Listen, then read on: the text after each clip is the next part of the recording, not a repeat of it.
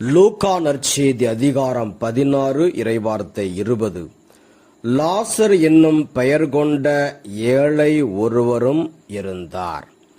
அவர் உடல் முழுவதும் புண்ணாய் இருந்தது.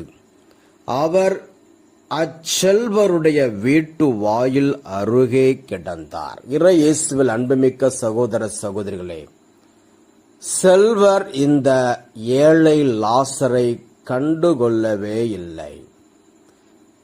நம்முடைய வாழ்விலே ஏழைகளுக்கு உதவி செய்ய வேண்டும். நீதிமொழிகள் 22:9. கருணை நிறைந்தவர் தம் உணவை ஏழைகளோடு பகிர்ந்து உண்பார், அவரே ஆசி பெற்றவர். நீதிமொழிகள் 29:7. ஏழைகளின் உரிமைகளை காப்பதில் நேர்மையாளர் அக்கறை கொள்வர். இவ்வாறு அக்கறை கொள்வது பொல்லாருக்கு புரியாது. லூக்கா நற்செய்தி 14:13-14.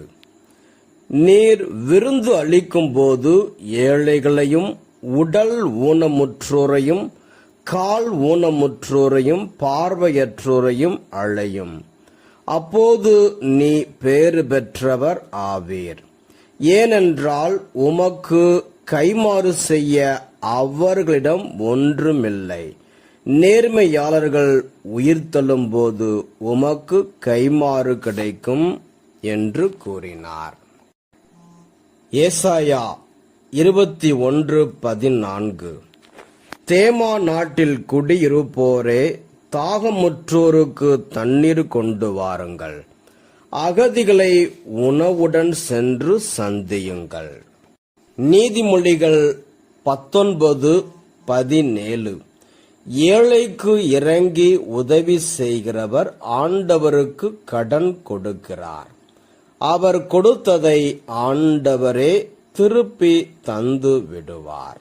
ஆம் அன்பார்ந்தவர்களே, ஏழைகளை நாம் மதிப்போம், அவர்களுக்கு உதவி செய்வோம்.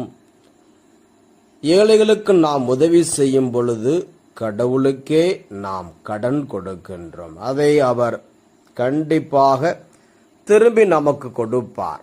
சமாதானம் மூலமாக, நல்ல உடல் ஆரோக்கியத்தின் மூலமாக, எல்லாவற்றுக்கும் மேலாக நமக்கு பரலோகத்தை கொடுக்கின்றார், பரலோகத்தில் இடம் தருகின்றார்.